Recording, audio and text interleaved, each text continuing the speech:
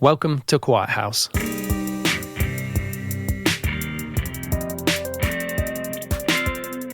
My name is Richard Harper, and this is a beer podcast. But not just any beer podcast, Quiet House is dedicated to the fascinating world of mixed culture fermented beer.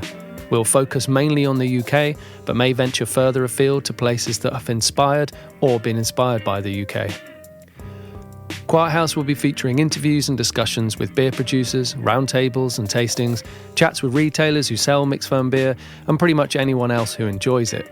We'll be covering things like flavour profiles and what to expect from these beers, delving deep into the brewing and fermentation processes, including all about the yeast and bacteria that makes this kind of beer so fascinating. The first of 2 episodes I recorded at London Craft Beer Festival in August. It features a brewery who produce wonderful core beers based on a classic European style, alongside more complicated beers aged in barrels that might have fruit or grape skins added. I'll leave our guests to introduce themselves, tell us where it all started, and about some of the processes they use to produce their mixed ferm beers. So I'm Chris from Pastore Brewing and Blending. I founded Pastore with my son Ben back in 2019. Based actually, we live in and around Cambridge. So Pastore, the unit, the brewery, is in a town called Waterbeach, just to the north of Cambridge. So that's where we set up 4 years ago. And from day one, we were decided we were going to be all about mixed fermentation. Certainly one of my questions when speaking to breweries about the mixed ferm is that when you start, how you think, okay, we're going to stick to doing that and that plan, because obviously the typical thing with most breweries, start with a pale ale, start with a lager. Where was your confidence in that going, right, this is what we're going to do, knowing that you've got to sell beer, like any brewery? A great question. And was it confidence or was it naivety? I'm not sure. But what I will say is we did have a bit of a plan. I mean, mixed fermentation is a big thing, right? And we kind of thought, okay, we're going to struggle if we set up a brewery. It's going to concentrate on barrel-aged beers, with weird, wild ales, spawn, all that cool stuff. Yeah. If, running a brewery that's focusing only on that is going to be a stretch. Yeah. Right. Certainly 5 years ago, I think even today. Yeah. So we always had this strategy whereby, yes, we were going to do that, and we wanted to do that and do it damn well. But in the meantime, while those beers were aging and all the rest of it, we wanted to have another string to our bow while staying true to our principles of mixed fermentation. And that's what we call our fresh range. So the beers we're actually best known for, which are, you get them in cans, you get them in keg. Waterbeach Weiss is perhaps the best known beer of that style we do. Yeah. And that's probably 80% of our production, 80% of our volume. Yeah. It's mixed ferm though. Absolutely is. So we stayed true to our principles, but there is no doubt that is a beer which is more approachable, more accessible than the real hardcore, wild type beers. Yeah. So that was always our strategy, to do that, make it accessible. Hopefully people will buy it. That will sustain the business and allow us to have a barrel aging wing to the business. What was it about the use of the particular cultures or bacteria? What was it about that just seemed so interesting, other than the kind of, let's do a sack pale ale kind of thing? Yeah, well, I mean, I think probably in common with a lot of people who love mixed ferm now, I'm of an age where when I was started drinking beer, I should say, you didn't get much mixed ferm, or even if you did, you didn't know it was mixed ferm. It was just a beer, but it tasted weird. Yeah. So I'm talking like Belgian beers and whether it was actually relatively clean beers like your Abbey doubles and triples and so on, beers like Duvel. Always absolutely loved them. Wanted to do more interesting styles, and as I learned more about beer, then I began to realise, actually there's this thing called lambic and this thing called Gers and what was all about.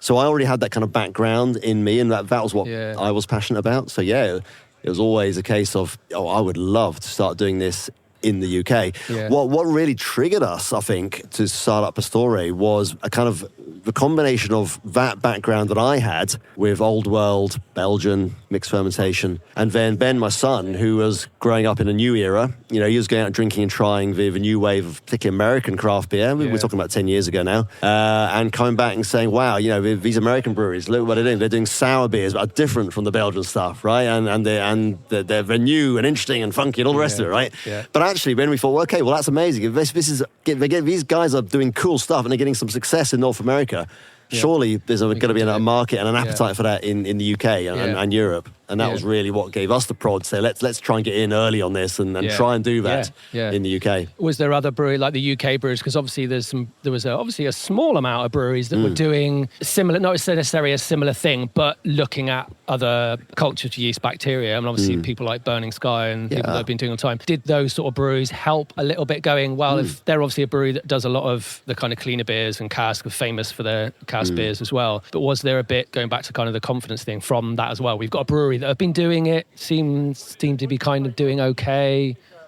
Definitely. I mean, when we were starting up, you referenced Burning Sky quite rightly, who had already got some success and were doing great stuff. At the time, I remember Mills Brewing. Yes, my mind went completely blank. Mills Brewing back in the day was also, they were just getting a bit of becoming well known back in 2017, 2018, I think. And we were tasting their beer and saying, wow, this is British mixed ferm and it's great. This is proving it can be done. So them and Burning Sky early on were like, they gave us confidence and I want to say more than confidence, it kind of gave us the desire to get in and do this. It's like, right, we love this beer. We think we can make great beer in this style. If we don't go now, we're going to be left behind because there's already people doing great stuff in this space. So that was definitely a motivator for us. And the other thing that all came together was at that time, Ben, my son, he'd done his degree. He'd got a science degree, but he then went and did the well-known Masters in Brewing and Distilling in Heriot-Watt. And it was around the time where Johnny, one of the co-founders of Vault City originally, and now founder and owner of Holy Goat, he was actually at the time brewing in the little back room of the Hanging Bat, well-known craft beer bar in Edinburgh. And so Ben got to know him, and they were discussing things, and he has always been into his mixed ferm, obviously. So there was this kind of, I guess, it was interesting when you look back, that whole time, 2017 through 2019, I'm guessing, there was quite a lot going on. There were people out there beginning to think, hang on a minute, this is cool. We want to do this, we can do this. And so we all kind of, I don't know, want to say egged each other on, or effectively, there was a small, thriving ecosystem of people interested in it. Yeah, I suppose when you've got, other people, well, I'm going to try this. Well, actually, it gives you that, I suppose, that confidence thing as well. Yeah. Actually, we're thinking of doing that. Yeah, that might work. And it's, once you have a group of people that are thinking of doing it seriously, commercially, you get those, that confidence to go further with it. Yeah, that's really interesting, actually. I think beer in general, particularly whatever we call craft beer, but the kind of communities and things, you realise how the connections that people that know each other, and it's amazing right across the country, no matter where you are. I think that's always, really fascinating. And I think that's part of the reason, say, starting this podcast, and I think it's just generally we know that everyone talks to each other, like they talk about what they're doing. They might not give absolutely all the secrets when things they might do, but everyone talks a lot and wants to know what others are doing. I noticed that at the Little Earth Fest, people just obviously wanted to try the beer, understand how did you do that, how did you do that, and I guess that will, I presume, just encourage either more people to do it or try something different. And so you would hope that this kind of whatever we like to say, we'd like to call mixed ferm, will expand. And I would hope more people will do it. I think so, and you're absolutely right. And it's certainly, I'd say most of us in the mixed ferm brewing trade or business, we're first and foremost enthusiasts, right? That's why we're in it, right? Because we're not in it to make money, let's face it. We're in it because we love it, we're enthusiastic, we're doing something quite exciting still. It's kind of often at the cutting edge of beer making, and it's just interesting and fun. So hence enthusiasts like to come together, right? And talk and share things, and we absolutely do. It is wonderful. I mean, we're talking here at LCBF, so many people we're meeting from the Club of Enthusiasts, right? I've been swapping stories with Johnny, who we've just been talking about, and many others from the mixed ferm business. Yonder here do great stuff. And it's lovely actually bumping into someone from Timmermans from Belgium, right? Having a chat. I mean, this is really cool. If you go back 5 years when Ben and I were setting up, with all the various inspirations and the backgrounds we had, were kind of funneled into our vision for Pastore, to be 5 years down the line, part of this really fun, passionate community in the UK, and now talking to brewers from North America, from Belgium and so on. It is wonderful. It is great. When you mentioned like Timmermans, like the Belgian beards, they must have been an influence in areas as well, like Belgium. And I think more people talk about it. I think lots of beer kind of suffers from that. Someone writes a bit in about what a history of something is, and that's how it was for years and years, and more people talking about it. And I think what I've liked is more and more people talking about the history of British beer, and it's got people talking about British beer having Brett in it, basically, until everything was cleaned up. And I think whether that's obviously saying that there must be a big influence, whether having a kind of knowledge of that or reading more into that about the history, whether you take a lot from historical, either British or Belgian, into what you do, thinking about it as you do it. We absolutely do. I try to think, some of the sort of historical influences on us in the way we approach things. I mean, our Waterbeach Weisse beer is that is There's no Brett in it, so it's mixed ferm. We pitch Quake, Horningdal, and Lactobacillus in it to sour it. Yeah. But we do a wild version of it, which is worth looking out for, a wild Waterbeach Weisse. We don't release it very often, but when we do, it's the base beer that I've just discussed, which usually stays what we call fresh, non-Bretted, right, and fruited. But we take that base beer and put Brett in it and leave it for 6 months. Now that is really based on the traditional ways of making real Berliner Weisse, right? Yeah. So there's something we found out about, read about, and thought, wow, let's try that. And sure enough, really tasty beer. But the influence of there, I mean, even if they're not direct, like we've never tried brewing anything in the style of a traditional British or English Bretted stock ale or anything. And yet, the way we approach, particularly our wild beers, actually has a lot in common with the way we effectively have what we call our mother beer, which is like an old stock beer. It is a big old Bretted bunch of beer, which we kind of use to inoculate new batches and kind of get running. So there's elements of the way they used to do things in the UK back in the day. There's elements of like the Solera system from sherry making, or the way we try to keep this batch alive. There are so many interesting approaches, and you can kind of, and I'm not saying we get any credit for this, but I mean, I actually go back to mentioning the North American sort of new wave craft brewers who started tackling sour beer making with a whole new set of eyes like 10, 15 years ago. They take a lot of credit for just like almost ripping up the rule book and saying, this is cool what the Belgians have done over the years. It's cool what these guys have done. But let's just mash it up. Let's do this and that. And it's fantastically innovative. Yeah, like a lot of craft beer, it's been when the Americans would have had British beer whenever they can get it, and then Belgian beers that would be crazy expensive, and then just going, we can do this. It's always so interesting again when that full circle comes back.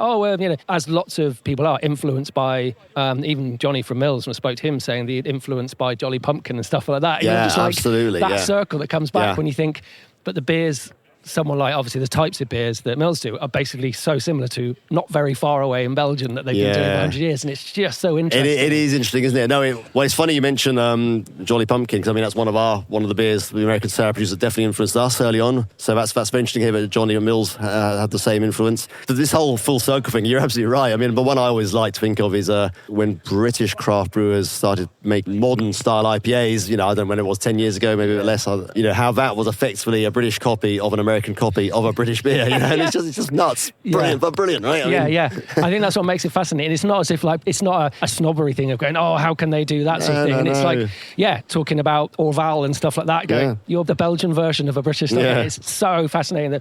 And again, you've got that history, certain brands, certain names, obviously like Cantillon, people like that, they're just synonymous with particular things. But I think that's what I'm finding it more and more interesting is, the American side of things, the Belgian side of things. But also I think as well, the Americans are very good at shouting about what they do. The Belgians tend to be less. They like to kind of keep and do other things.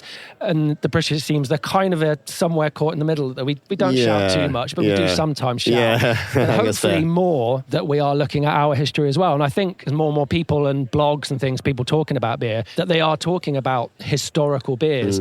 Actually how they were, and like this mixed ferm stuff comes in, the Brett stuff comes in, and I think that's really good that's actually happening. It is good, isn't it? I think there's definitely space for someone to go all in on like old style traditional British mixed ferm sort of beer production. In the same way, I mean Schneeuler from Berlin, where Ulrike there single-handedly or single-mindedly went after maintaining or indeed reviving the traditional way of doing Berliner Weisse, and is absolutely passionate and dedicated to just doing it that way. Mixed ferm. It died off, I think. It absolutely died off after the Second World War, and became a very bland, forgettable thing, even if it existed at all.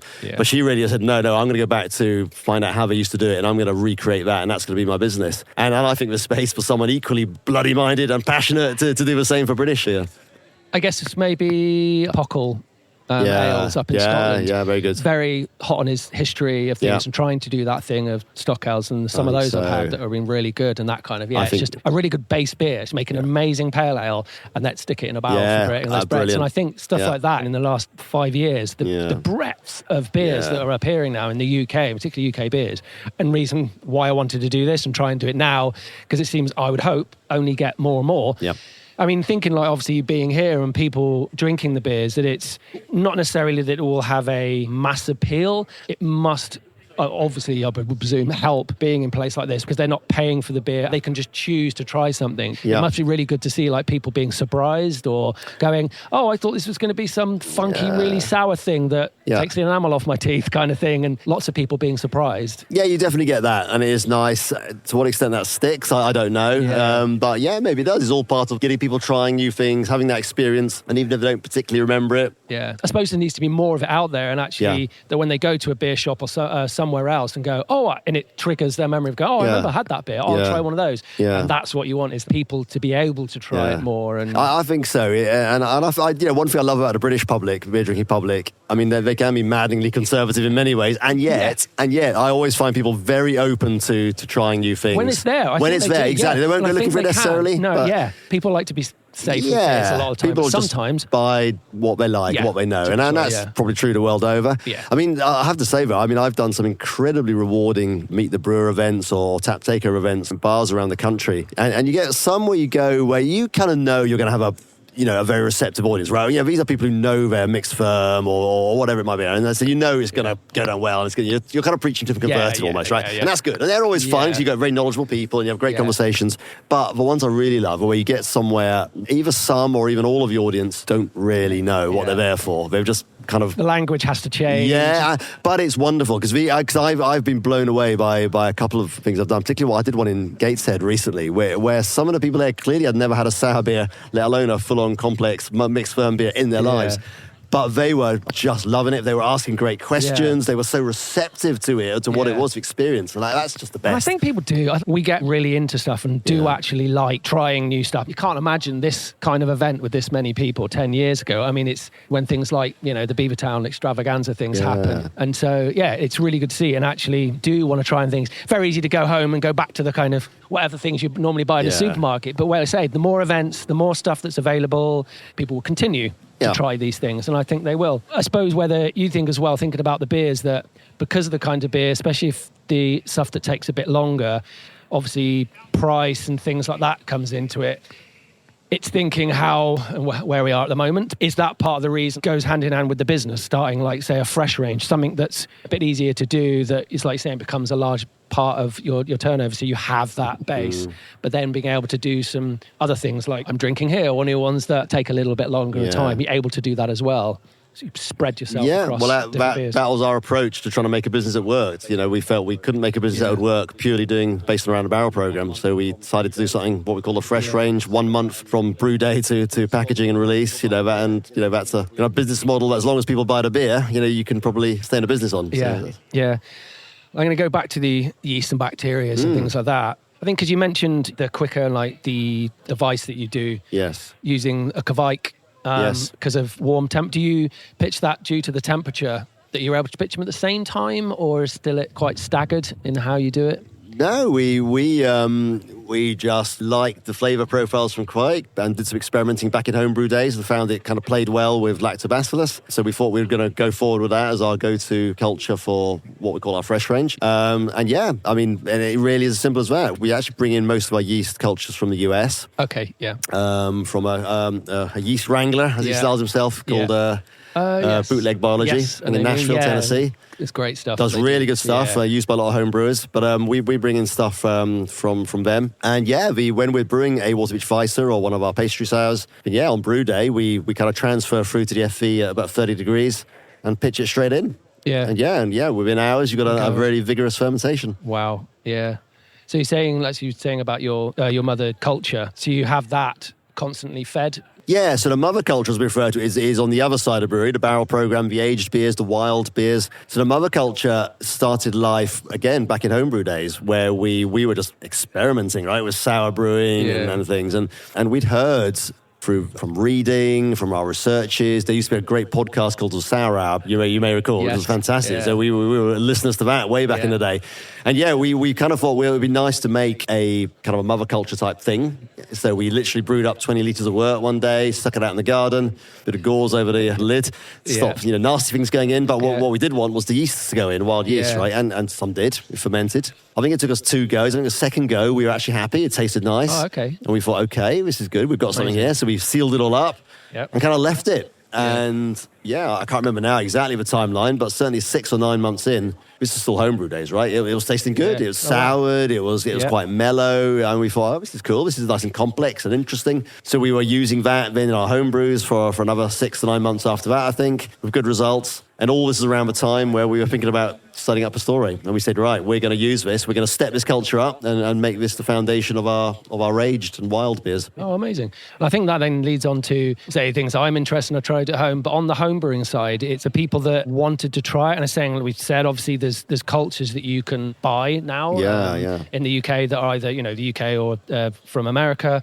And it's the thoughts on how someone could go about doing it and the way to start doing it. Because knowing myself and reading about it, that like a lot of brewing, things can get very complex. And do you think there's a good way to start doing it, keeping things simple, but still being able to do a mixed? I think you can keep it simple. Yeah, really, you've just got to know it's going to take time. Yeah. Right now, and since it's going to take time, and a thing to do, I think, is to kind of parallelize, right? So don't do get one thing going and wait 6 months and find out what the result is. Yeah. No, get 10 things going. Yeah. And after 6 months, you'll have 10 sets of data to look at or 10 things to taste or whatever it is.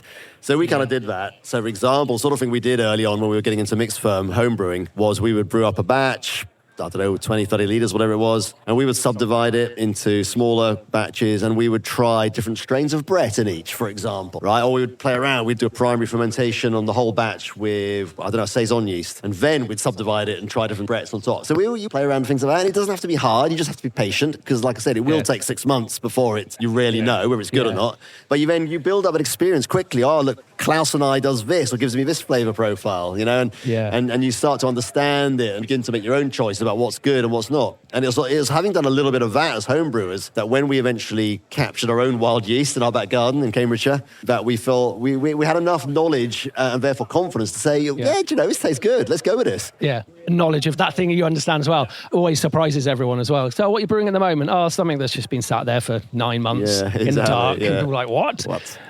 Yeah. And I think that's the thing. And say with all those options available now with culture and stuff that you can make a nice base beer and then like people say to split it. Yeah. Make 20 litres, split in some demi-johns and try some things. And exactly. Like saying, it takes a while to do. So you've got to expect kind of 2 years or so after trying one and trying another and seeing how that happens, just leaving it for that time. And to be honest, you never, this kind of learning process never ends, right? So I mean, we did 2 or 3 years of playing around with these things as homebrewers and learned a lot. We then stepped up to it commercially and learned a heck of a lot more, and I'm still learning because this is what makes it so great. Yeah. It's just there's so many different outcomes, right? Some expected, some unexpected. What I will say is I would say, and I hope this is true, but I do get feedback from people who drink our beer and enjoy our beer that this is the case, but we're pretty consistent now. We seldom do something that just doesn't work. And I think even if we did, we wouldn't release it. Yeah. I'll say that straight away. Yeah. But I mean, pretty much nothing we've done for a long time now has just been substandard in any way. I think we know enough about how to handle our cultures, what is going to work and what's not going to work, that we can pretty consistently make good beer. Good beer. And that when we was back in the homebrew days, that was not the case. We were making some real stinkers back then. Brilliant. I think that's a good way to round up that. Thank you very much, Chris. An absolute pleasure. Yeah, and we'll try some more beers and hopefully speak to you again at some point. And I'm definitely going to come up and see you at some point because you're based just south. I was born in Ely and I lived in Thetford for the first 3 years of my life. So I'm like, I need to go back to my own roots and travel around that area because there's so many breweries that there's a lot going on there. East Anglia now. A lot going on. So you're right. We're between Cambridge and Ely. Drop by. Anyone listening, drop by to our tap room. Look out for Pastore beers online or at your local bottle shop. Yeah. No, brilliant. Thank you very much indeed. Thank you.